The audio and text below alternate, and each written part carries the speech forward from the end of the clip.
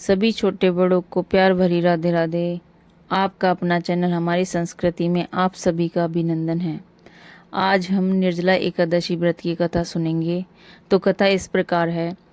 एक बार भीमसेन व्यास जी से बोले, हे पितामह, भ्राता युधिष्ठिर, माता कुंती, द्रौपदी, अर्जुन, नकुल और सहदेव सभी एकादशी का व्रत करने को मुझसे कहते हैं, परंतु गुरुदेव, मैं उनसे कहता हूँ कि मैं भगवान की भक्ति कर सकता हूँ, दान दे सकता हूँ, अपनी सामर्थ्य के अनुसार उनका पूजन कर सकता हूँ, परंतु बिना भोजन के नहीं रह सकता। ऐसा सुनकर व्यास जी कहने लगे, हे भीम, यदि तुम नरक को बुरा और स्वर्ग को अच्छा समझते हो तो प्रत्येक महीने की दोनों एकादशियों को अन्न का त्याग किया करो। इस पर भीमसेन कहने लगे, पितामह, मैं तो पहले ही कह चुका हूँ कि भूख मुझसे सहन नहीं होती। यदि साल में कोई एक व्रत हो तो वह मैं रह सकता हूँ, क्योंकि मेरे पेट में ब्रक नाम की अग्नि है जो मुझसे बिना भोजन के सहन नहीं होती, और ब्रक नाम की अग्नि जलने के कारण मुझे बहुत पीड़ा होती है।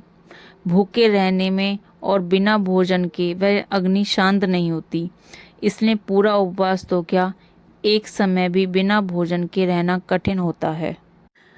आप मुझे ऐसा कोई व्रत बताइए जो वर्ष में एक ही बार मैं करूं और मुझे उस व्रत के प्रभाव के कारण मुझे स्वर्ग की प्राप्ति हो जाए। ऐसा सुनकर व्यास जी कहने लगे, हे भीम, बड़े बड़े ऋषियों ने बहुत अच्छी युक्ति बनाई है जिसमें बिना धन के थोड़े परिश्रम से ही स्वर्ग की प्राप्ति हो सकती है। इसी प्रकार शास्त्रों में दोनों पक्ष की एकादशी का व्रत मोक्ष के लिए रखा जाता है। व्यास जी के वचन सुनकर भीमसेन नरक में जाने के नाम से भय में से कांपने लगे और कहने लगे, अब मैं क्या करूं? माह में 2 व्रत मुझसे नहीं रहे जाएंगे। हाँ, साल में एक व्रत करने का प्रयत्न अवश्य कर सकता हूँ। साल में एक दिन व्रत करने से यदि मुझे मुक्ति मिल जाए तो हे गुरुवर, ऐसा कोई व्रत हो तो मुझे बताइए।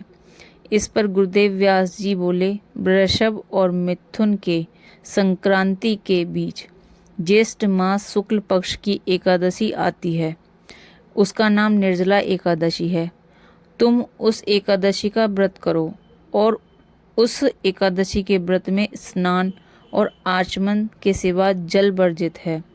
आचमन में 6 मास से अधिक जल नहीं होना चाहिए, अन्यथा वह जल मद्यपान के समान हो जाता है।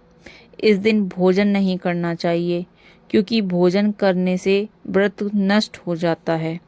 यदि निर्जला एकादशी को सूर्योदय से लेकर द्वादशी तिथि के सूर्योदय तक जल ग्रहण न करे तो उसे सारे सदस्यों का फल प्राप्त हो जाता है। द्वादशी को सूर्योदय से पहले उठकर स्नान आदि करके कुछ दान दक्षिणा ब्राह्मण को देना चाहिए। इसके बाद भूखे ब्राह्मण को भोजन कराएं, फिर स्वयं भोजन करना चाहिए।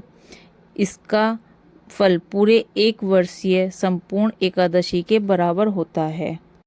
व्यास जी भीमसेन को समझाते हुए बोले, हे भीमसेन, यह व्रत मुझको स्वयं भगवान नारायण ने बताया है। एक दिन मनुष्य निर्जल रहने से सभी पापों से मुक्त होकर भगवान विष्णु के परम धाम को प्राप्त करता है।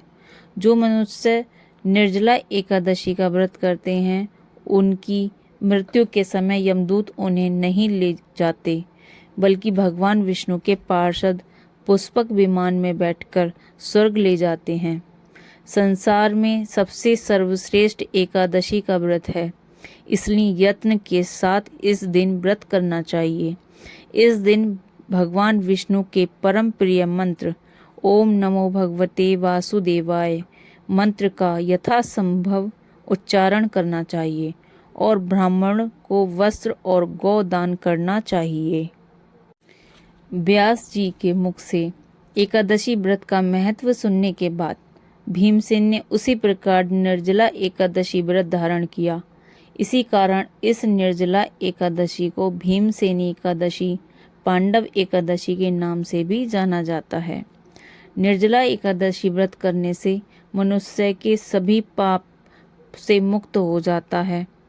और इस व्रत को धारण करने से पहले मनुष्य को प्रार्थना करनी चाहिए कि वह अपने सभी पापों से मुक्ति पा सके और वह उन पापों से मुक्त हो जाए। महर्षि वेदव्यास ने कहा है, हे कुंती पुत्र, जो स्त्री या पुरुष इस व्रत को श्रद्धा पूर्वक धारण करते हैं उन्हें कुछ विशेष ध्यान अवश्य करना चाहिए, जिनमें ब्राह्मण का भोजन, गौदान, मिष्ठान दान और ब्राह्मणों को दक्षिणा अवश्य देनी चाहिए। जल से भरे हुए कलश का दान करना चाहिए। इस दिन जूता, छाता आदि चीज़ों का दान करने से मनुष्य के जीवन में सुख की प्राप्ति होती है तथा मृत्यु पर्यंत भगवान विष्णु की कृपा प्राप्त होती है। इस व्रत को कहने वाले, सुनने वाले की सभी मनोकामनाएं पूर्ण होती हैं। बोलो लक्ष्मी नारायण भगवान की जय, विष्णु भगवान की जय। जय जय श्री राधे।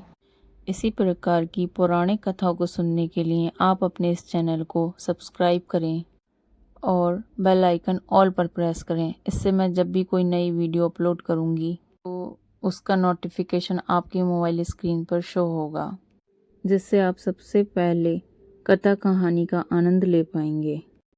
पौराणिक कथाओं को सुनने के लिए आप अपने इस चैनल को लाइक, शेयर, सब्सक्राइब ज़रूर करें। मिलते हैं अगली कथा कहानी के साथ। राधे राधे।